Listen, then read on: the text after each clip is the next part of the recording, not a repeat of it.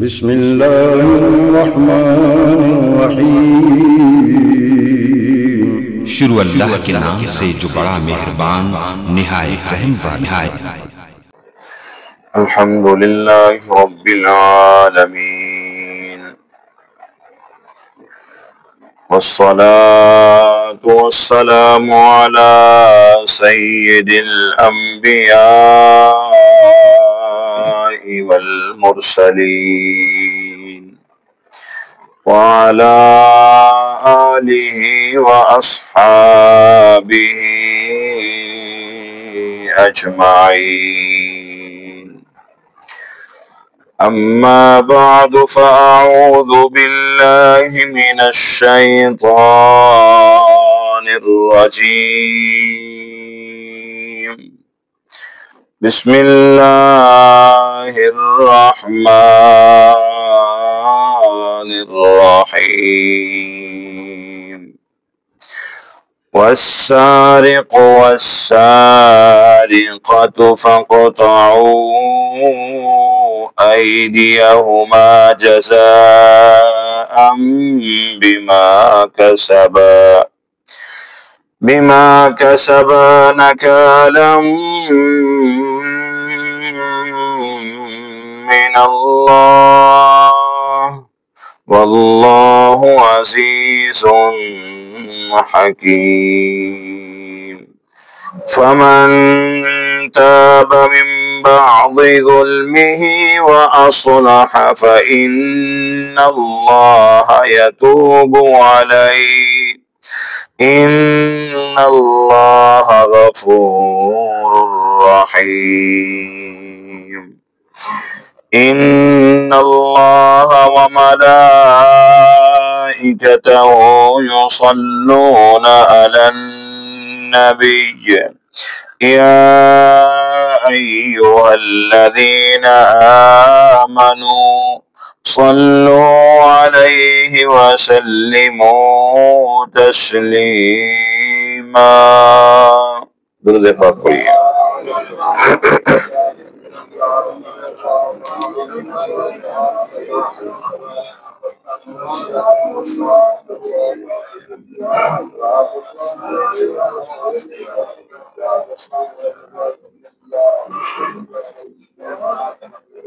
اللہ رب العزت کا فضل و کرم ہے، اس مال کے کائنات کی توفیق سے نماز فجر با جماعت نصیب ہوئی۔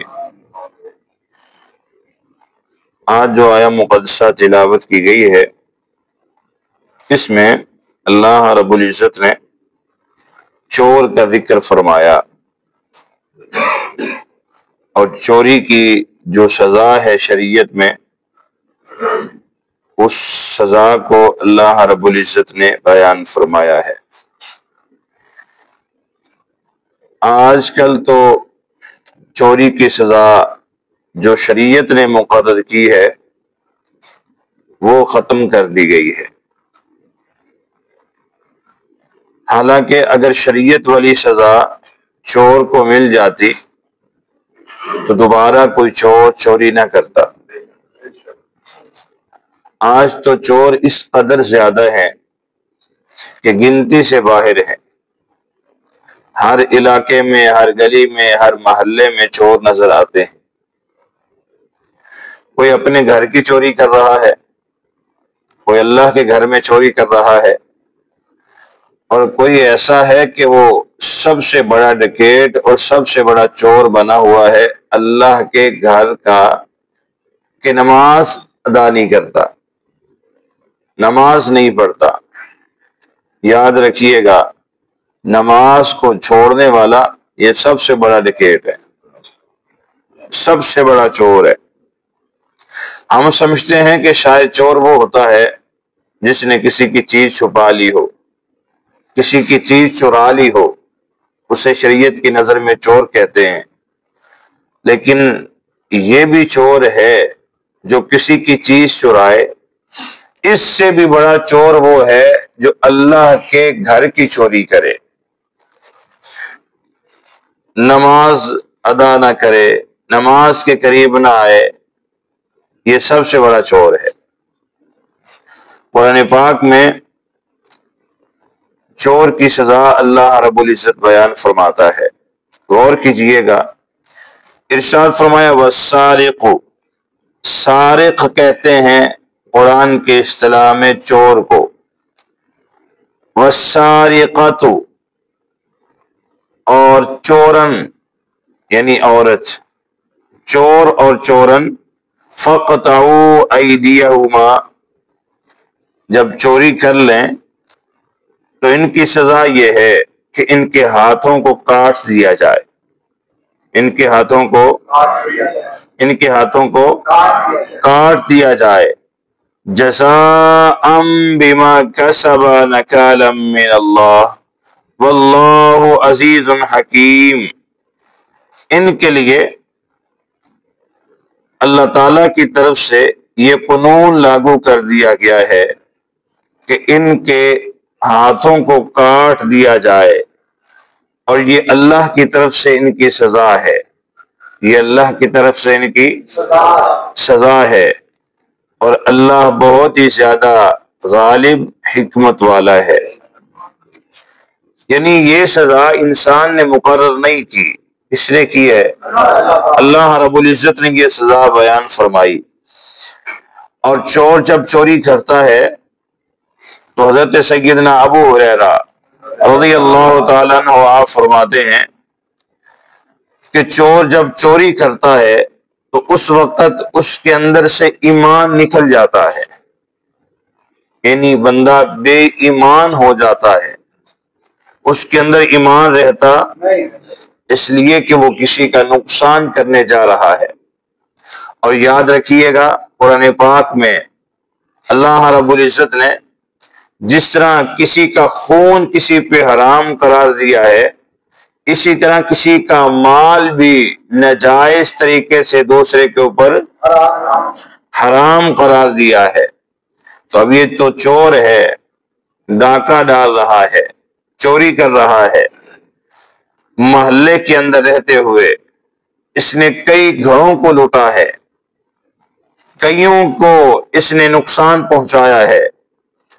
تو حضور کیا فرماتے ہیں کہ جب یہ چوری کر رہا ہوتا ہے تو اس وقت اس کے اندر ایمان موجود، یعنی اس وقت یہ مومن نہیں رہتا، مومن نہیں رہتا۔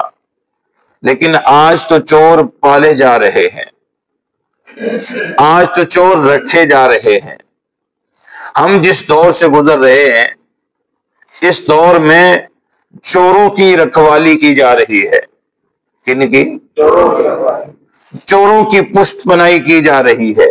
یعنی ایک تو وہ چور ہے، اوپر سے اسے ہلا شیری دی جا رہی ہے، تجھے کچھ نہیں ہونے دیں گے، تجھے کوئی پریشانی نہیں ہے، جس طرح تو چوری کرنا چاہتا ہے کر لے، بس یہ ہے کہ جب چوری والا سامان لے کے آئے گا تو ہاف ہاف ہو جائے گا۔ یاد رکھیے گا چوری کرنے والا بھی اور جو اس کی پشت پناہی کر رہا ہے وہ بھی، دونوں ایک ہی صف میں ہیں۔ اور جس نے چوری کیا ہوا مال کھا لیا وہ بھی چور کے سزا پائے گا، اس لیے کہ اس چور کی پشت پناہی کر رہا ہے۔ جس طرح کہ حضور علیہ الصلوۃ والسلام نے فرمایا سود کھانے والا کون؟ ابھی رات ہی آپ کے پتوں کے شہر کا ایک بندہ وہ مجھ سے سوال کرتا ہے کہ بینک میں جو قرضہ دینے والے بینک ہیں یقیناً اس کے اندر سود چل رہا ہے، تو اس میں بیٹے کو جاب کروانا چاہ رہا ہوں، کیا جائز ہے؟ ہرگز جائز نہیں ہے، اس لیے کہ حضور نے ارشاد فرمایا سود لکھنے والا، سود کا کاروبار کرنے والا، سود کے متعلقہ گواہی دینے والا، سود کے متعلقہ مشورہ دینے والا اور سودیوں کے پاس بیٹھنے والا، یعنی ان کی ہاں میں ہاں ملانے والا، یہ سارے ایک ہی کٹہرے میں ہیں۔ کوئی بندہ یہ کہے میں سود کھاتا نہیں ہوں لیکن سودیوں کا دوست ضرور ہوں، کوئی بندہ یہ کہے سود کھاتا نہیں ہوں لیکن لکھ دیتا ہوں، کوئی بندہ یہ کہے سود کھاتا نہیں ہوں لیکن سودیوں کو بچانے کے لیے کبھی کبھی گواہی دے دیتا ہوں۔ یاد رکھ لے میرے محبوب کا فرمان ہے، یہ کوئی تیری اور میری بات نہیں ہے۔ حضور نے فرمایا لکھنے والا، گواہی دینے والا، گواہ بننے والا، سودی کاروبار کرنے والا، ان کے پاس ان کی ہاں میں ہاں ملانے والا، سارے برابر ہیں، سارے۔ اس طرح چوری کرنے والا اور چور کی پشت پناہی کرنے والا، اب چور کو چھڑانے کے لیے آپ تھانے پہنچے ہوئے ہیں، اگر وہ ایمانداری سے کام لے رہے ہیں اور اس کو اس کی سزا دے رہے ہیں تو محلے میں چاہے چور کا سکا چاچا ہی کیوں نہ ہو، سکا ماما ہی کیوں نہ ہو، یہاں تک کہ سکا باپ ہی کیوں نہ ہو، اس سے بھی اسے چھڑانے کی ضرورت ہے۔ اسے یہ دیکھنا چاہیے کہ اس نے شریعت کے اندر رہ کے اتنا بڑا کسی کا نقصان کیا ہے، یہ تو مومن ہی نہیں رہا، اس کے اندر تو اب ایمان ہی موجود نہیں ہے، تو اس کے اندر قیمتی چیز ختم ہو گئی ہے۔ وہ کیا تھی؟ ایمان۔ جس کے اندر قیمتی چیز ہی نہیں رہی تو میں نے اسے کرنا کیا ہے؟ لیکن یہاں باپ ہیں تو وہ پشت پناہی کر رہے ہیں بیٹوں کی، جانتے بھی ہیں کہ یہ چور ہیں۔ یہاں رشتہ دار ہیں تو وہ پشت پناہی کر رہے ہیں، یہاں تک کہ جو قانون، جنہوں نے قانون بتانا تھا، جنہوں نے قانون کے کٹہرے میں چور کو لے کے آنا تھا اور جنہوں نے قانون کی پاسداری کرنی تھی، وہ قانون کو خود ہی توڑے ہوئے ہیں اور وہ چوروں کی پشت پناہی کر رہے ہیں، یہاں تک کہ حصہ بانٹا جا رہا ہے۔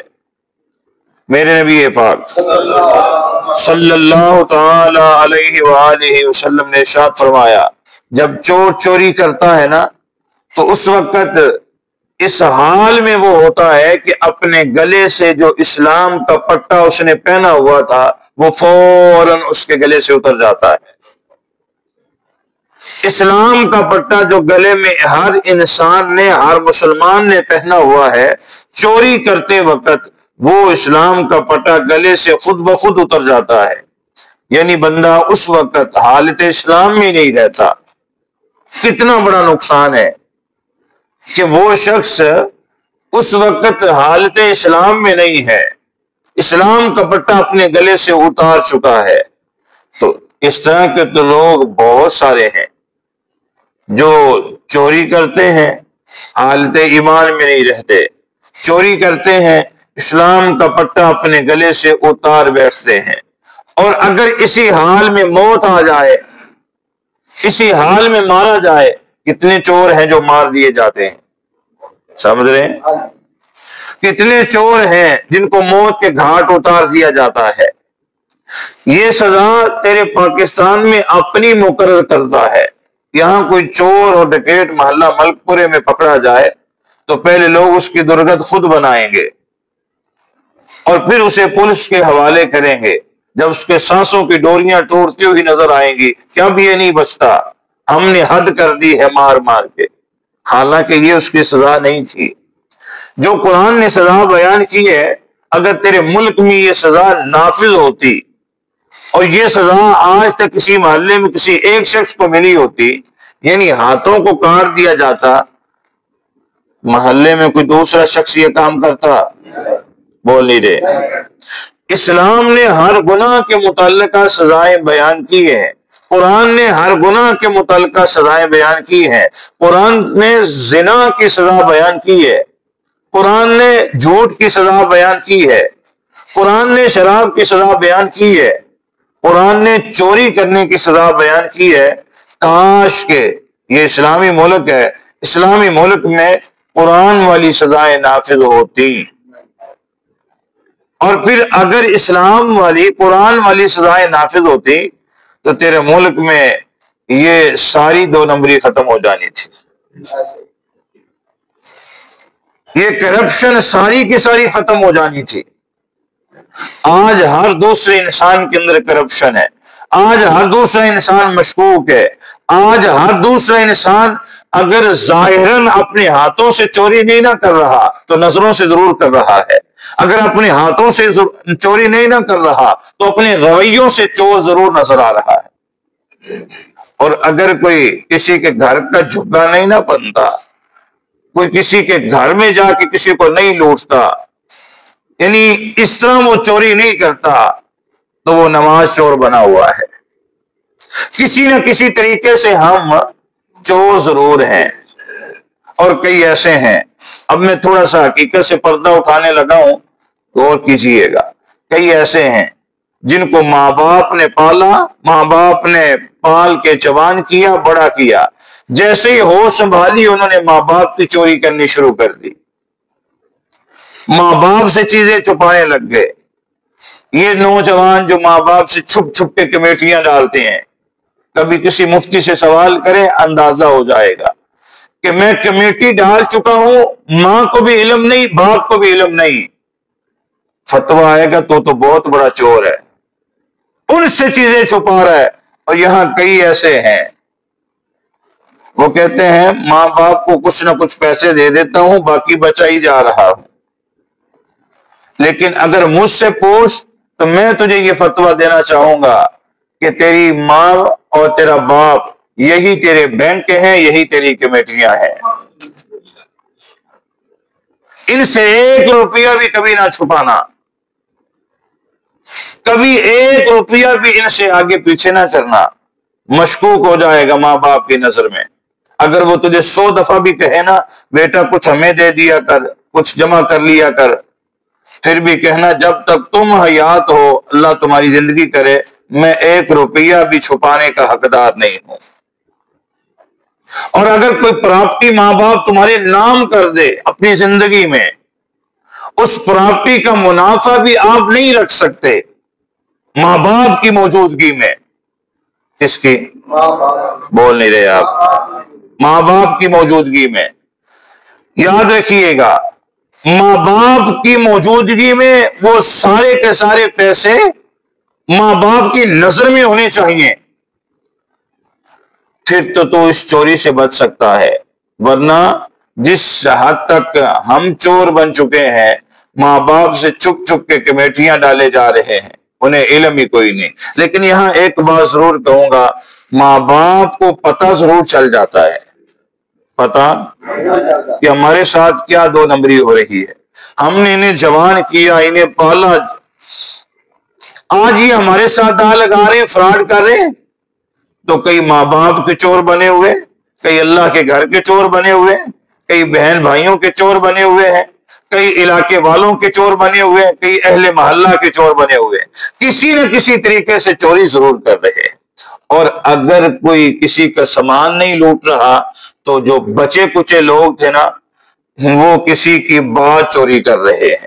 اور اللہ کے پیارے محبوب علیہ السلام نے فرمایا تھا کچھ لوگ آئیں گے وہ لوگوں کی باتیں چرائیں گے.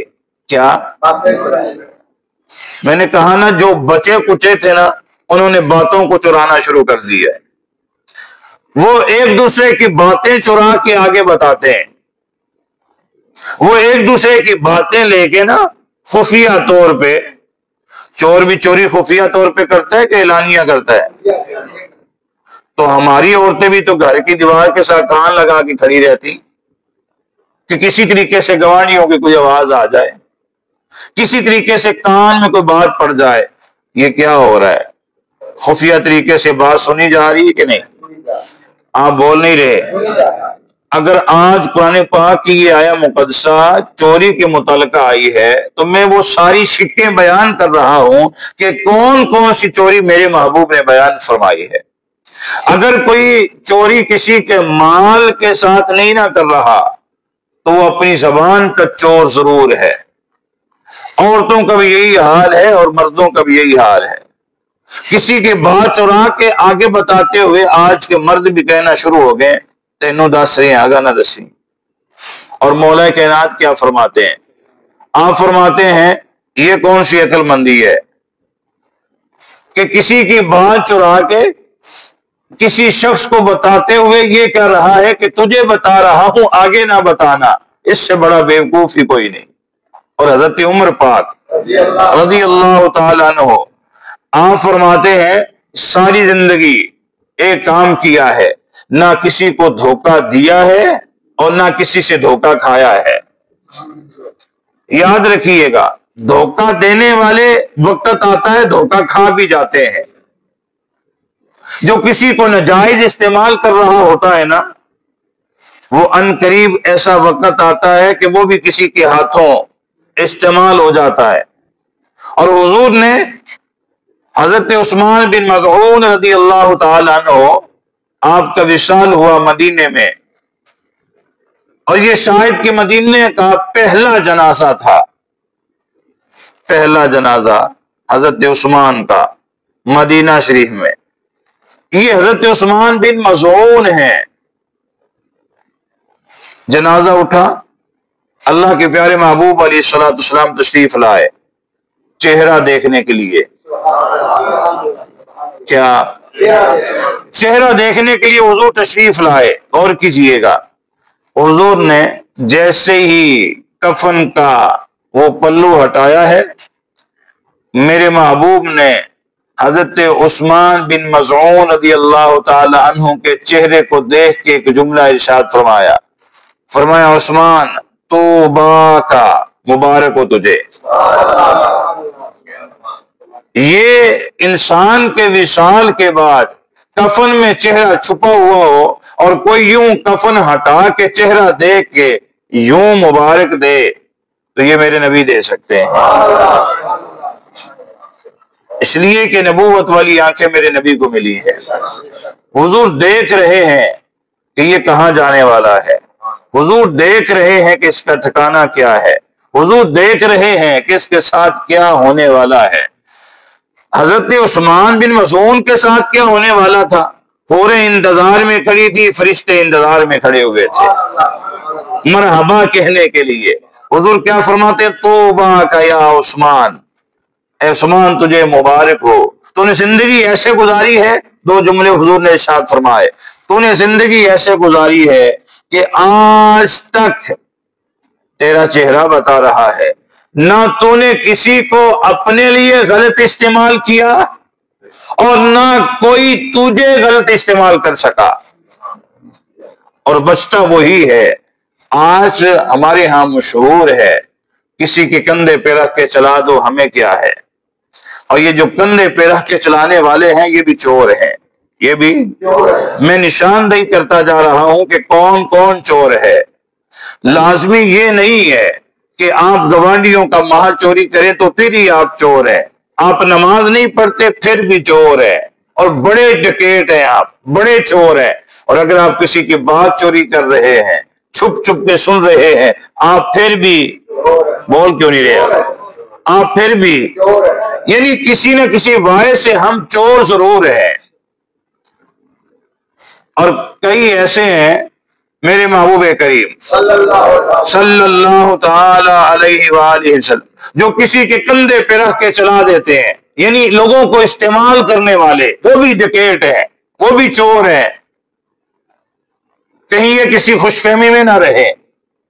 حضور مبارک دے رہے ہیں، یا عثمان، اے عثمان توبہ کا، تجھے مبارک ہو، تو نے زندگی اتنی خوبصورت گزاری ہے کہ آج تک تو نے کسی کو غلط استعمال نہیں کیا، اور پھر لوگ تجھے بھی غلط استعمال نہیں کر سکے۔ اور یہ کیسے ہو سکتا ہے کہ جب بندہ کسی کے ساتھ داغ نہیں لگاتا تو لوگ آپ کے ساتھ کیوں داغ لگائیں گے؟ جب بندہ خود فراڈیا نہیں ہے تو لوگ آپ سے فراڈ کیوں کریں گے؟ بول نہیں رہے۔ یہاں تو بازار جاتے ہیں نا سامان لینے کے لیے، سامان لینے کے لیے تو دکاندار بھی چہرہ شناس بن گئے ہیں، وہ بھی پہچان لیتے ہیں۔ وہ کہتے ہیں حضرت کسی اور کے ساتھ کوئی اور بات کریں نہ کریں لیکن آپ کے ساتھ سیدھی کر رہے ہیں۔ اب یہ جملہ ان کی زبان سے اللہ نکلوا رہا ہے کہ آنے والا بندہ تیری دکان پہ فراڈیا نہیں ہے، دھوکے باز نہیں ہے، دو نمبر نہیں ہے، وارداتیہ نہیں ہے۔ اس کی زبان سے جملہ اللہ نکلواتا ہے کہ اس کے ساتھ ذرا بات ٹھیک ٹھیک کرنا، اس کے ساتھ ذرا بات صحیح صحیح کرنا۔ اس لیے کہ تیری دکان پہ آنے والا بندہ شریف النفس ہے، شریف الطبع ہے، نمازی ہے، متقی ہے، پرہیزگار ہے، حاجی صاحب ہے، یہ کوئی وارداتی شخص نہیں۔ دکاندار بھی سمجھ آتے ہیں، اور پھر وہ کسی اور سے کچھ بات کریں نہ کریں، اس شخص سے سیدھی بات کرتے ہیں کہ جناب یہ چیز اتنے کی ہے اور اتنا ہم اس کے اندر منافع رکھ رہے ہیں۔ اب اس کے اندر جھوٹ کی ملاوٹ اگر دکاندار نہیں کر رہا تو میں یہ کہنا چاہ رہا ہوں اس آنے والے گاہک کی شکل دیکھ کے کہہ رہا ہے، اس آنے والے گاہک کے چہرے کو دیکھ کے یہ بات کر رہا ہے، ورنہ جس طرح وہ وارداتیہ بنا بیٹھا ہے دکان پہ بیٹھ کے 100 کی چیز کو 400 میں بیچ رہا ہے۔ بیچنا جائز ہے، بیچنا جائز ہے، لیکن کسی کی غریبی کو بھی دیکھنا چاہیے، کسی کی بول نہیں رہے، کسی کی غریبی کو بھی دیکھنا چاہیے، کسی کی کمزوری کو بھی دیکھنا چاہیے۔ آنے والے کی جیب پہ ہی نظر نہ ہو، آنے والے کے کام پہ بھی نظر ہونی چاہیے۔ یعنی جو بچے کچے تھے وہ اس طرح چور بنے ہوئے ہیں کہ انہوں نے ہر شخص کو لوٹنا شروع کیا ہوا ہے۔ یعنی ہمارا بینک بھر جائے، اگلے کے پلے کچھ بچے نہ بچے۔ میرے محبوب کریم، دو باتیں کرنی ہے، غور کیجئے گا۔ صلی اللہ تعالی علیہ وآلہ وسلم، حضور نے ارشاد فرمایا جب چور پکڑا جائے، کیا؟ اب آخری یہ بات ہے جس کے اندر دو مسئلے ہیں، پوری توجہ سے سن لیں۔ آپ کے مسجد میں چور پکڑا جاتا ہے، جوتا چرانے والا، کیا کرو گے اس سے؟ اس کے ساتھ کون سا رویہ اختیار کرو گے؟ آپ کی مسجد میں کوئی اور چیز چرانے والا چور پکڑا جاتا ہے، یہ نمازی صاحبان ہے، کیا کرو گے اس سے؟ یعنی وہ کام کرنا ہے چور کے ساتھ جو اللہ کے پیارے محبوب بیان فرما رہے ہیں۔ یا تو آپ یہ کہہ دیں تو اتنا کہنے سے آپ حالت اسلام سے، حالت ایمان سے نکل جائیں گے، یا تو آپ فیصلہ خود کرنے والے بن جائیں اور کہیں کہ حضور نے چور کے متعلقہ کچھ بیان نہیں کیا، لا حول ولا قوت الا باللہ، تو پھر تو آپ اپنے فیصلے کریں نا، اپنے کٹہرے میں اسے لے کے آئیں، جب حضور نے چور کے متعلقہ بھی بیان کر دیا ہے، ڈکیٹ کے متعلقہ بیان کر دیا ہے کہ اگر تمہارے ہتھے چڑھ جائے تو تمہارا سلوک اس کے ساتھ کیا ہونا چاہیے، تمہیں اس کے ساتھ کیا کرنا چاہیے۔ توجہ کر رہے ہیں؟ میرے نبی پاک حضور نے ارشاد فرمایا، غور کرنا، جب چور پکڑا جائے تو سب سے پہلے تحقیق کیجئے۔ کیا؟ تحقیق۔ کسی کے پیچھے لگ کے اسے چور نہ کہا جائے۔ کسی محلے والے نے کہہ دیا کہ یہ واقعی چور ہے، یا کسی نے یوں کہہ دیا یہ تو شکل سے چور لگتا ہے۔ اگر یہ شکل سے چور لگ رہا ہے تو اس کا مطلب یہ ہے کہ تو بھی شکل سے کچھ نہ کچھ تو لگ ہی رہا ہے۔ تو یہ علم جو تیرے پاس ہے کہ یہ شکل سے چور لگ رہا ہے، یہ کہاں سے آیا ہے؟ یہ علم تجھے اللہ نے دیا ہے کہ تجھے لوگ شکلوں سے بھی چور لگنے لگ گئے؟ حضور فرماتے ہیں تحقیق کرو۔ قرآن پاک کا 26واں پارہ ہے، قرآن کہتا ہے تحقیق کرو۔ یہاں تحقیق سے پہلے اس کو اتنا مار دیا جاتا ہے کہ اس کے انگ انگ سے خون آ جاتا ہے، بعد میں پتہ چلتا ہے اف غلطی ہو گئی۔ اور بخاری مسلم کے اندر اس کے مثالیں موجود ہیں۔ ایک بہت بڑے اللہ کے ولی تھے، توجہ کریں گے آپ، بہت بڑے اللہ کے ولی تھے، بخاری کے اندر روایت ہے، نمازی تھے، متقی تھے، پرہیزگار تھے، ماں کی بد دعا لگ گئی۔ کس کی؟ کس کی؟ ماں کی بد دعا کبھی نہ لے بیٹھنا۔ مائیں جلدی بد دعائیں دیتی نہیں ہیں، دکھ سہ لیتی ہیں، تکلیفیں سہ لیتی ہیں، لیکن کوئی اتنا ہی مجبور کر دے بیٹا، پھر کبھی اس کے زبان سے کوئی جملہ نکل جائے نا تو پھر اللہ لکھ بھی فوراً لیتا ہے، فوراً سن لیتا ہے۔ ماں کی بد دعا لگ گئی۔ اللہ کے ولی کا نام ہے جریج ولی، حضرت جریج نماز پڑھ رہے ہیں، ماں نے بلایا ہے، مسئلہ بھی سن لیں۔ جب ماں باپ آواز دیں حالت نماز میں، نماز کس کا حکم ہے؟ مسئلہ غور سے سن لیں۔ اگر تم بچوں والے ہو اور اس عمر میں پہنچ چکے ہو کہ تمہارے ماں باپ ابھی موجود ہیں، کئی 60 سال کا خود ہو جاتا ہے اور اس کے ماں باپ ابھی موجود ہوتے ہیں۔ رات ابھی ایک لڑکا وہ کہہ رہا تھا کہ ابو جو ہیں اب اٹھ نہیں سکتے بستر سے، غور کریں گے، اب اٹھ نہیں سکتے۔ تو ہمیں تجربہ نہیں تھا، چونکہ ساری زندگی یہ کام نہیں کیا کہ سنبھالنا کیسے ہے۔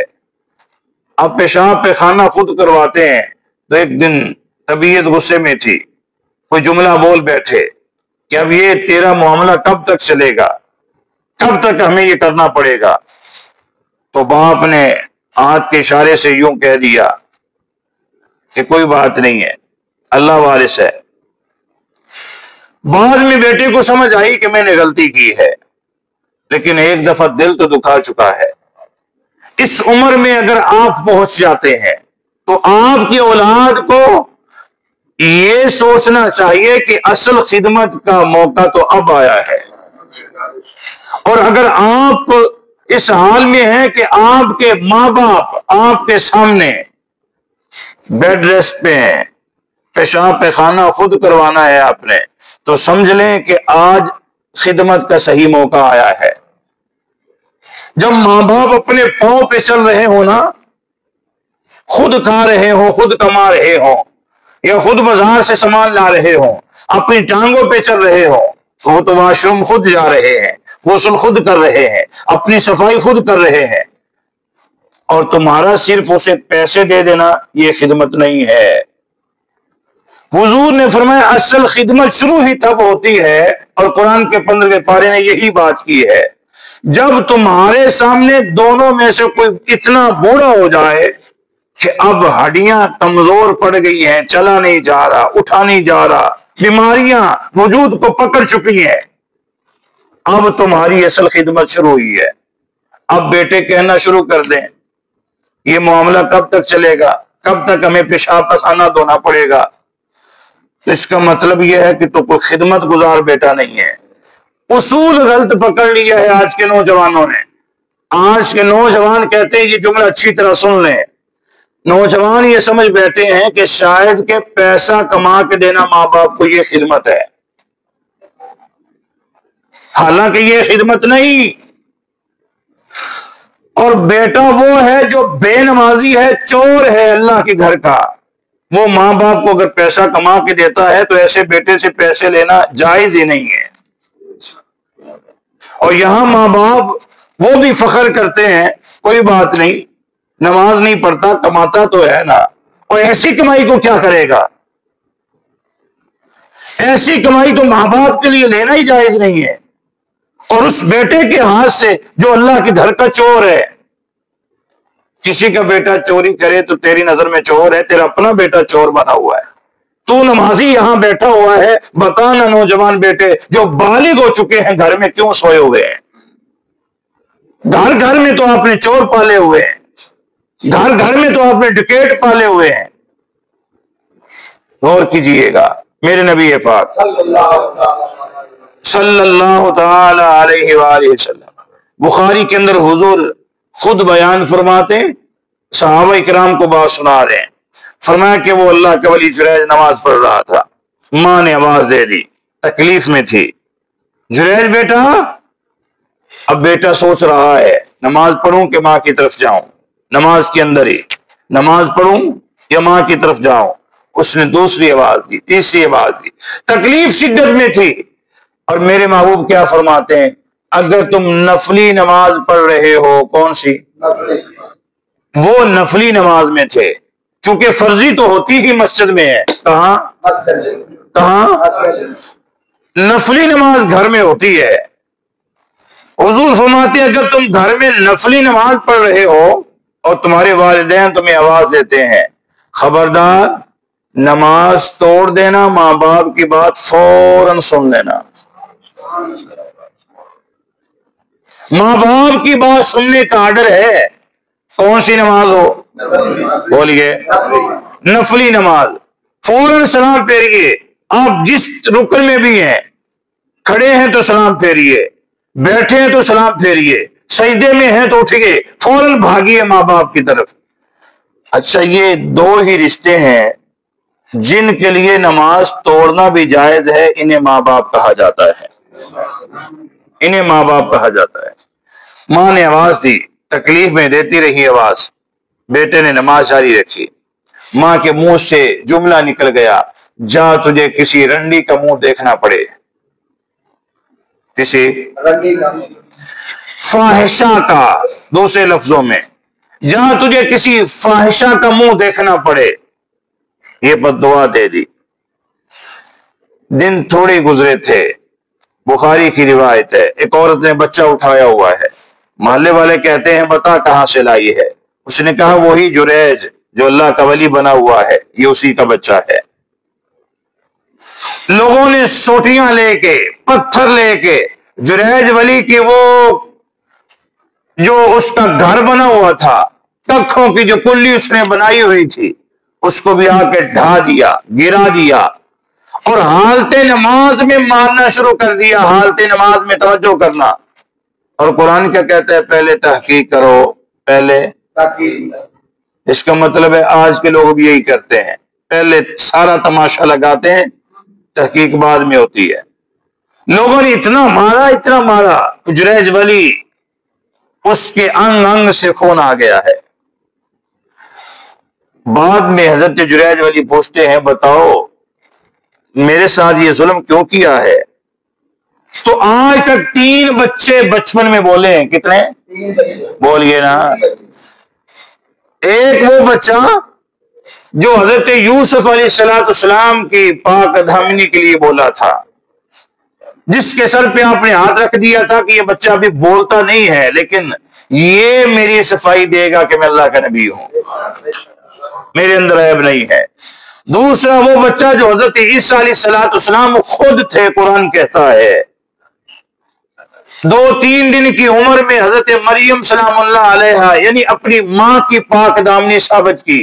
جب لوگوں نے کہا مریم کہاں سے لے کے آئی ہو، اللہ کیا فرماتا ہے؟ میری بندی خود منہ کو چپ کروا لو، زبان کو تالا لگا لو، خاموشی اختیار کرو، چپ کرو سا رکھ لو، اشارہ کر دو انگلی کے ساتھ اپنے بیٹے کی طرف، آگے ہم جانے اور یہ لوگ جانے.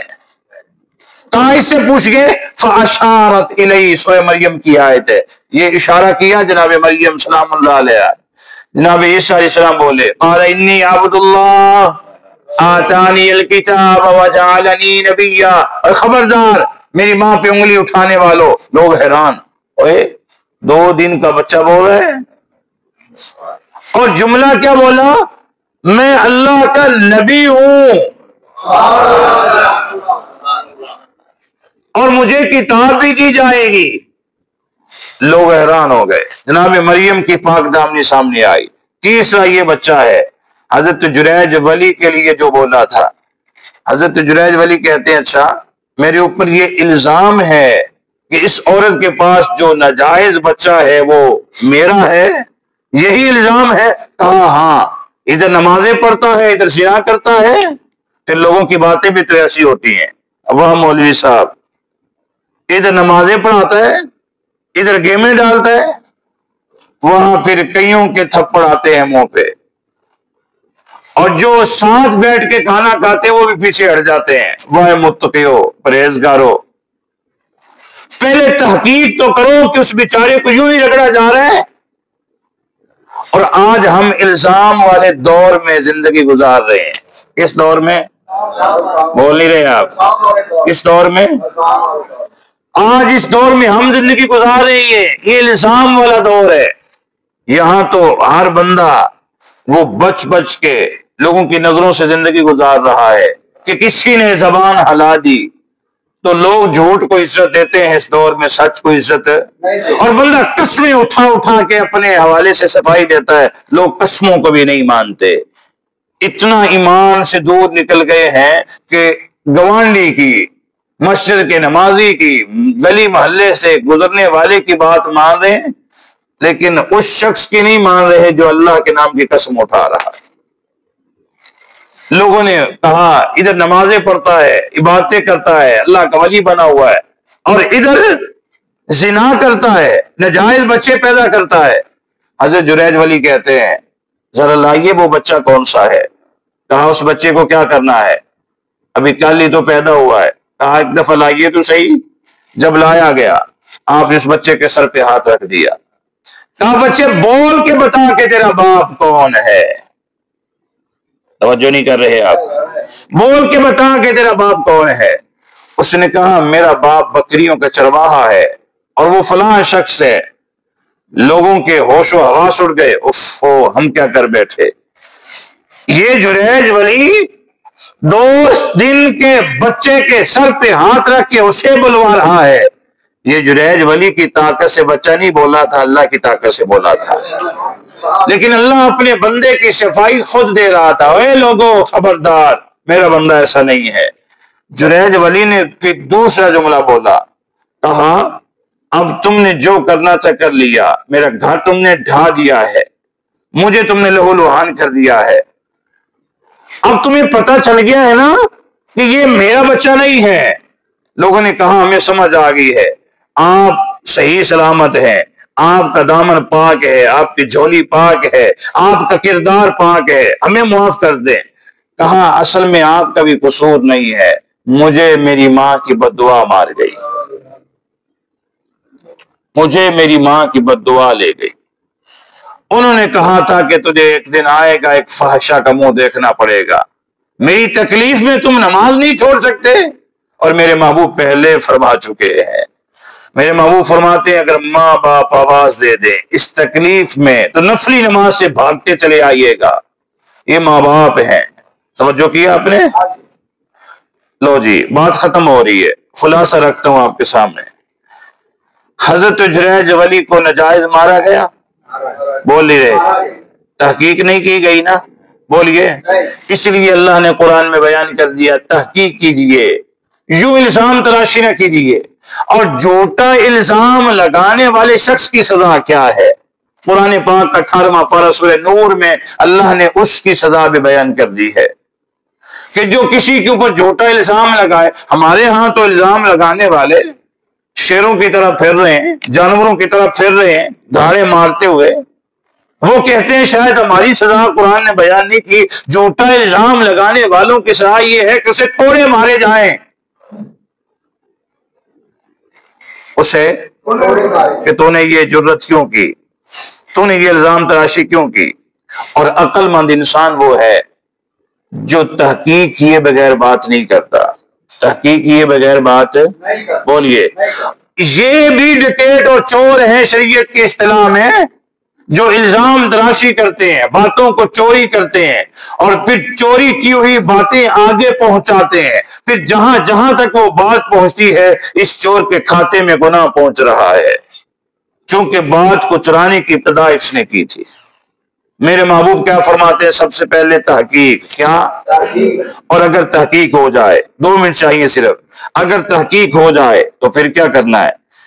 تحقیق تمہاری ہو چکی ہے، چور اقرار کر چکا ہے، چور بول نہیں رہے آپ، چور، اور وہ چور جو چور ہوتے نہیں ان کو چور بنا دیا جاتا ہے الزام دے کے، اور پولیس والے مارتے اتنا ہے کہ وہ چور نہ بھی ہو تو وہ کہتا ہے میں نے کی ہے۔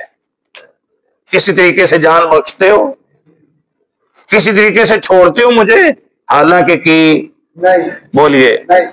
کئی تھوڑے دل والے، چھوٹے دل والے، کئی جو مار برداشت نہیں کر سکتے، مار برداشت بولیے۔ یہ مثال ہمیں جامعہ میں دیکھنے کو ملی کہ ایک استاد اگر لاٹھی اٹھائی کھڑا ہے نا مارنے کے لیے، تو ایک ذہین بچہ ہے جس کا یہ جسم بھی کولا ہے، نرم ہے، ملائم ہے، سب کتنا یاد کرتا ہے کہ مجھے صبح سٹک نہ لگے، مار نہ پڑے، لیکن اب وہ بچہ بھی ہوا ہے، دوسرے لڑکوں کو مار پڑ رہی ہے، یہ مفت میں کانپی جا رہا ہے۔ اس کا وجود مفت میں کام بھی جا رہا ہے. ایسے بچے بھی دیکھنے کو جامعہ میں ملتے تھے، اتنے ذہین و فطین اور سبق یاد کرنے والے، سنانے والے.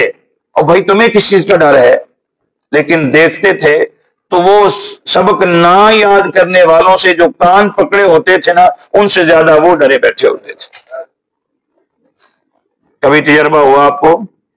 یہ استاد دیکھ لیتا ہوتا ہے، ان سے زیادہ وہ ڈرے بیٹھے ہوتے تھے. اور اگر ایک نوجوان کو دیکھا گیا کہ اسے کبھی مار نہیں پڑی، ایک دن تھوڑی سی غلطی ہوئی ہے، استادوں کے قدموں کو ہاتھ لگانے تک گیا، مجھے آج معاف کر دو، مجھ سے معاف برداشت نہیں ہوتی، مر جاؤں گا میں. تو کئی ہوتے ہیں جو مار برداشت نہیں کر سکتے. تو جو مار برداشت نہ کر سکتے ہو، انہوں نے کچھ نہ بھی کیا ہو تو کہتے کی ہے. لیکن یہاں میرے محبوب اس چور کے بارے میں بیان کر رہے ہیں جو واقعی چور ہو، جو جس کو چور بنایا نہ گیا ہو، بلکہ وہ خود اقرار کرے اور صحیح تمہیں بھی پتہ چل جائے کہ واقعی چور ہے. اب کیا کرنا ہے؟ اگر اس شخص کے بارے میں، اس چور کے بارے میں ایک مرد اور دو عورتیں گواہی دے دیں، ایک مرد اور دو عورتیں گواہی دے دیں، چونکہ دو عورتیں ایک مرد کے برابر ہوتی ہیں، یا تو دو مرد گواہی دے دیں یا ایک مرد اور دو عورتیں گواہی دے دیں.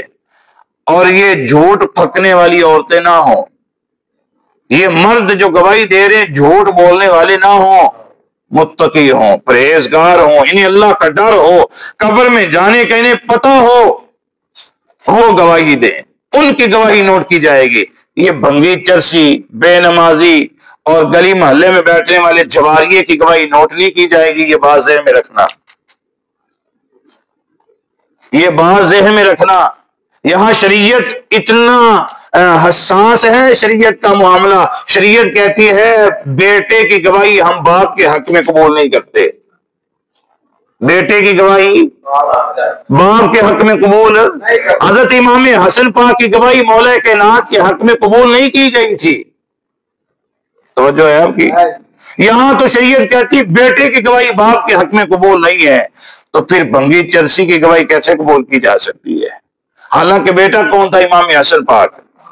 اور جن کے حق میں گواہی دینی تھی ان کے بارے میں میرے محبوب فرماتے ہیں حق ان کے ساتھ ساتھ رہتا ہے. اور اب وہ بات کسی کے ذہن میں رہے کہ حضرت مولا کائنات کے حق میں بیٹے نے گواہی کس موڑ پہ دی تھی یا دینا چاہ رہے تھے. قاضی شریح تھا اس وقت مدینے میں. قاضی شریح نے کہا مولا کائنات آپ کا رتبہ بڑا ہے، شان بڑی ہے، لیکن آپ کے حق میں آپ کا بیٹا گواہی نہیں دے سکتا، اس لیے کہ میرے نبی کا فرمان ہے. مولا کائنات کی زیرہ چوری ہو گئی تھی. کیا زیرہ چوری ہو گئی تھی؟ جنگ کے اندر پہنا کرتے تھے. وہ اچانک دیکھا کہ کوئی یہودی نے پہنی ہوئی ہے. آپ فرماتے ہیں یہ زیرہ تو میری ہے. اس نے کہا کیا ثبوت ہے آپ کے پاس؟ اس نے کہا ثبوت یہ ہے کہ میرا بیٹا حسن جانتا ہے، اسے پتا ہے کہ یہ میری ہے. اس نے کہا چلے اگر تم کہتے ہو کہ میری ہے تو پھر یہاں تو فیصلہ نہیں ہو سکتا، قاضی کے پاس جانا پڑے گا. مولا کائنات قاضی کے پاس گئے ہیں بیٹے کو لے کے. قاضی شریح کہتا ہے مولا کائنات آپ کے پاس کوئی گواہ ہے کہ یہ زیرہ آپ کی ہے؟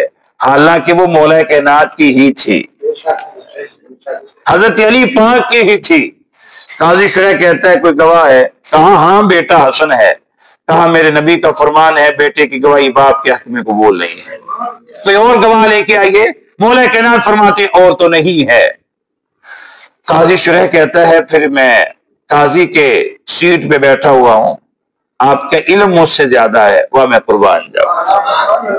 قاضی مولا کائنات کا ماننے والا ہے، وہ کہتا ہے آپ کا علم مجھ سے زیادہ ہے، فیصلہ میں نہیں کروں گا، مولا کائنات فیصلہ آپ فرما دیں. جب گواہ نہ ہو تو پھر کیا کیا جاتا ہے؟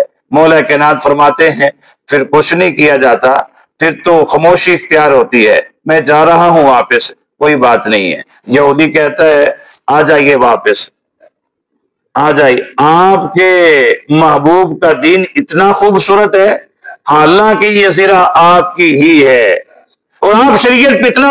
یہاں کوئی ہوتا نا جب چیز میری ہے پتہ نہیں کیا سے کیا ہو جانا تھا. مولا کہنا خاموشی سے واپس جا رہے ہیں. وہ میں قربان جاؤ. یہودی کہتا واپس آئیے. اب تم واپس یوں نہیں جا سکتے. تم نے اپنے محبوب کے دین پہ اتنا خوبصورت عمل کیا ہے, زیرہ بھی آپ کی, اور آپ خالی ہاتھوں جا رہے ہو. اب خالی ہاتھ نہیں جائیں گے, زیرہ بھی لے جائیے اور ساتھ ساتھ میرے اندر سے یہودیت ختم کر کے محبوب کا کلمہ بھی پڑھاتے چلے جائیے. تو اس لیے میں کہہ رہا ہوں, یوں بھنگیوں چرسیوں کی گواہی, جواریوں کی گواہی, شرابیوں کی گواہی, متقی پرہیزگار کی گواہی قبول ہے, قرآن کہتا ہے. اور اگر اس طرح کے گواہ مل گئے ہیں تو 2 مرد ہونے چاہیے, اور اگر 2 مرد نہیں ملے تو 1 مرد اور 2 عورتیں ہونی چاہیے. اور پھر ثابت ہو گیا ہے کہ یہ واقعی محلے کا ڈکیٹ اور چور ہے, یا مسجد کے نمازیوں میں سے 2 صحیح نمازی جو ایماندار ہیں, نمازی بھی کئی مشکوک ہوتے ہیں نا, وہ کہہ چکے ہیں کہ واقعی ہی یہ چور ہے, اس نے چوری کی ہے. تو پھر اس کے ساتھ کیا کیا جائے؟ قرآن کہتا ہے اس کے ہاتھ کاٹ دیے جائیں. فَاقْطَعُوا أَيْدِيَهُمَا جَزَاءً بِمَا كَسَبَا نَكَالًا مِّنَ اللَّهِ وَاللَّهُ عَزِيزٌ حَكِيمٌ. اور اگر وہ توبہ کر لے, کیا کر لے؟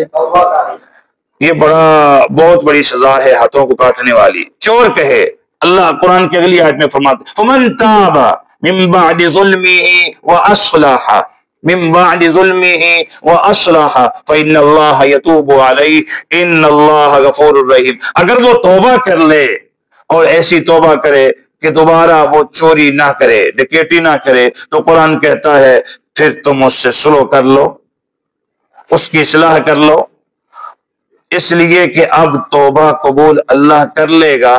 فَإِنَّ اللَّهَ يَتُوبُ عَلَيْهِ بے شک توبہ اللہ نے قبول کرنی ہے اس پر, اور اللہ بخشنے والا بھی ہے, رحم فرمانے والا بھی ہے.